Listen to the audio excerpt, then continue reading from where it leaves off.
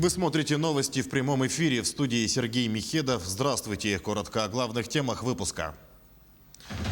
Объемы добычи угля в Якутии вырастут в этом году в 2 раза. Глава региона принял участие в совещании с президентом по развитию угольной отрасли. Безопасность животных и снижение риска заболеваемости. В Алекминске ветеринары провели итоговое совещание. «Вечная память народа» – документальный фильм о чурапчинском переселении во время войны презентовали в Якутске.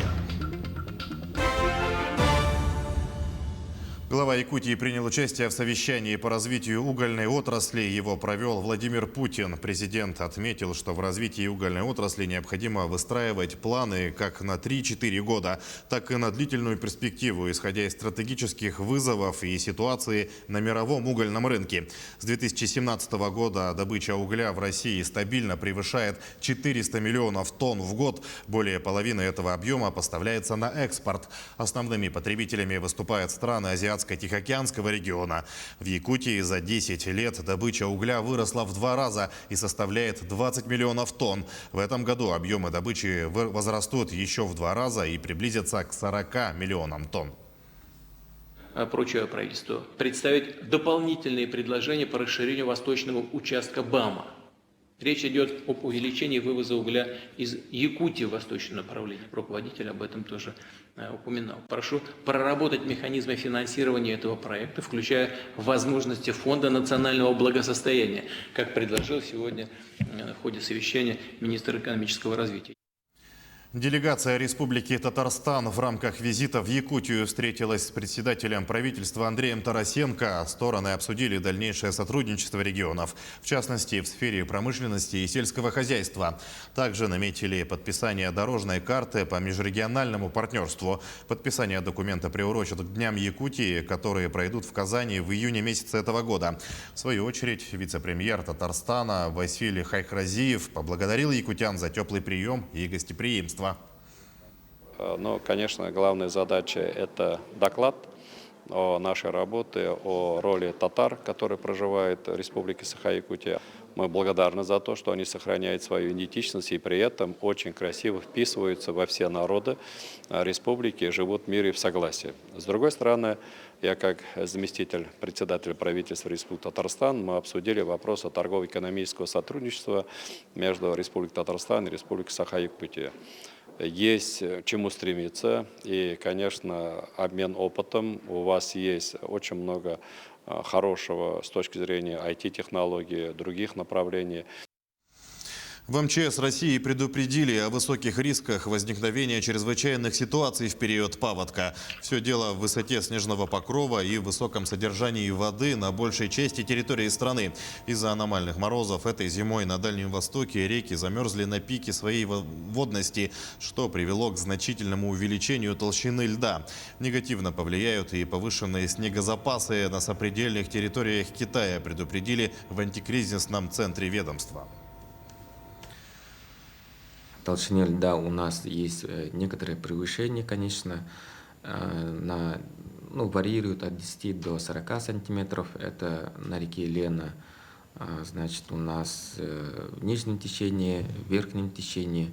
И здесь еще есть превышение на реке Колыма у города Среднеколымск.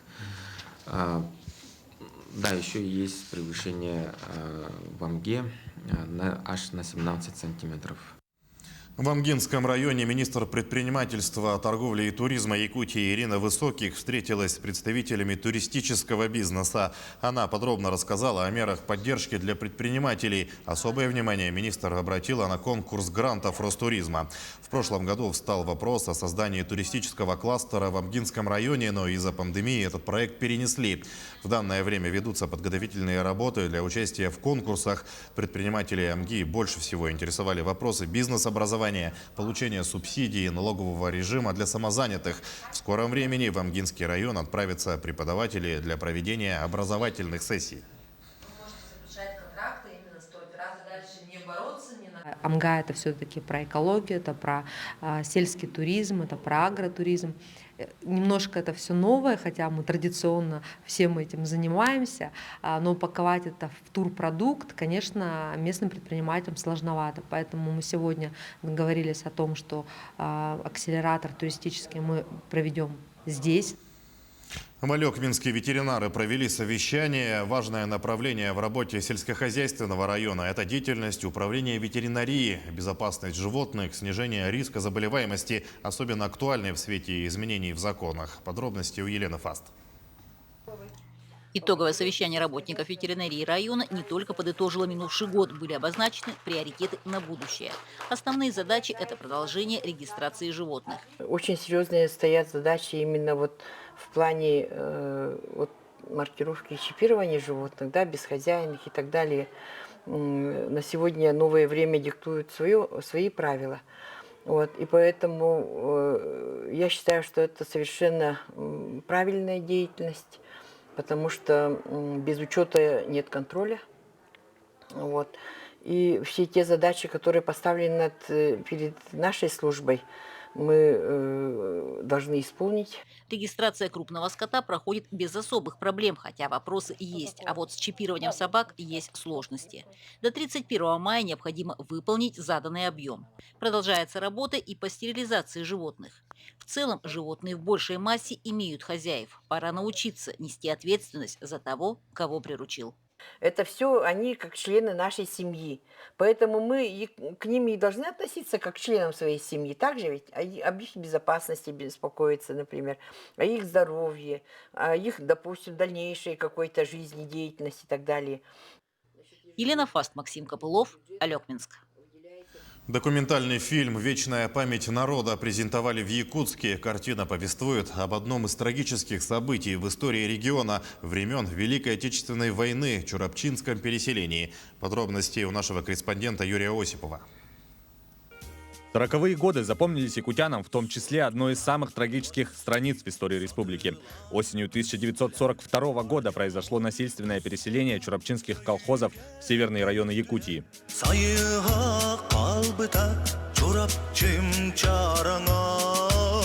По словам авторов фильма, это попытка переосмыслить события прошлого с позиции сегодняшнего дня. История переселения восстанавливается через воспоминания очевидцев и рассказы героев.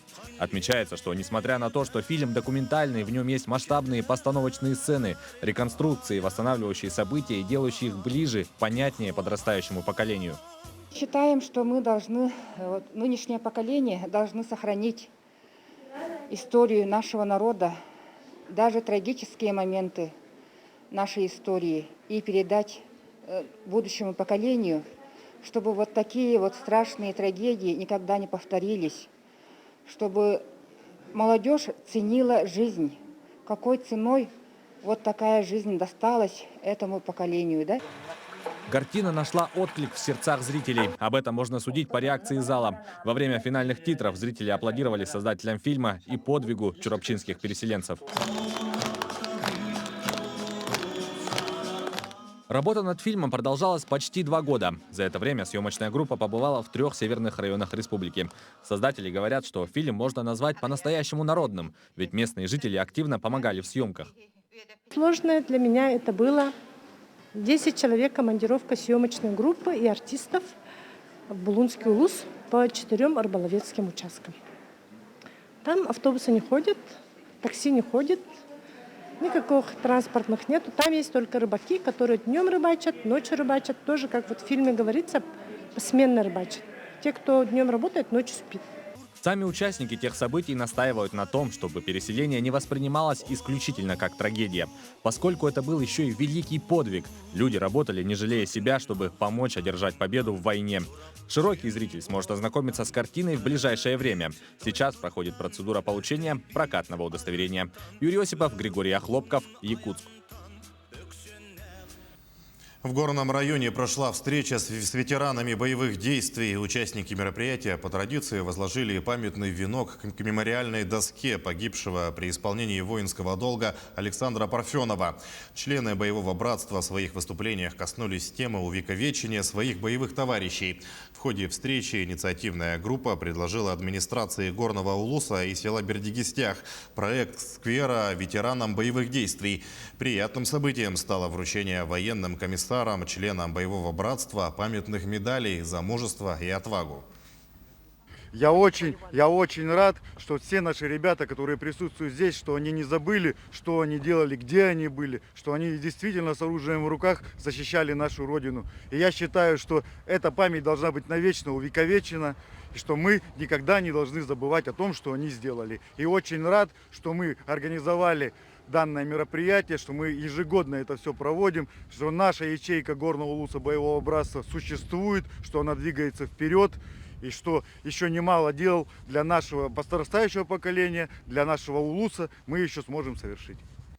Единый государственный экзамен в России стартует в этом году 31 мая с экзаменов по географии, литературе и химии. Экзамен по русскому языку планируется провести 3 и 4 июня. В проекте отмечается, что испытания по профильной математике проведут 7 июня, по истории и физике 11, по обществознанию 15 июня. Биологию и письменную части ЕГЭ по иностранным языкам выпускники будут сдавать 18 июня.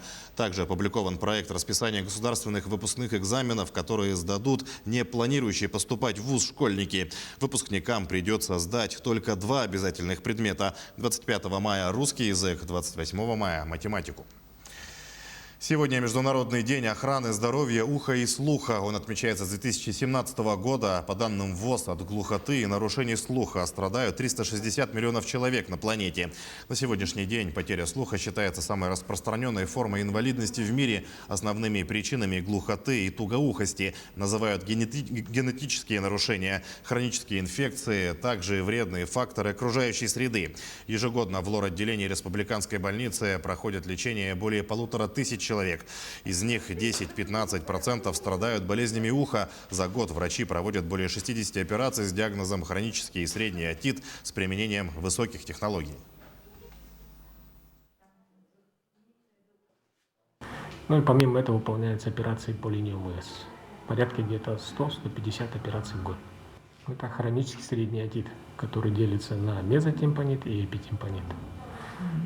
По общей эпидемиологии где-то 2-3 раза больше, чем по Российской Федерации, республике. В основном это проблемы все с детства. Проблемы аденоидов, проблемы вирусных заболеваний. В городском парке Якутска появится каток. Его заливают под открытым небом. Как сообщили в пресс-службе парка, открытие намечено на 4-5 марта.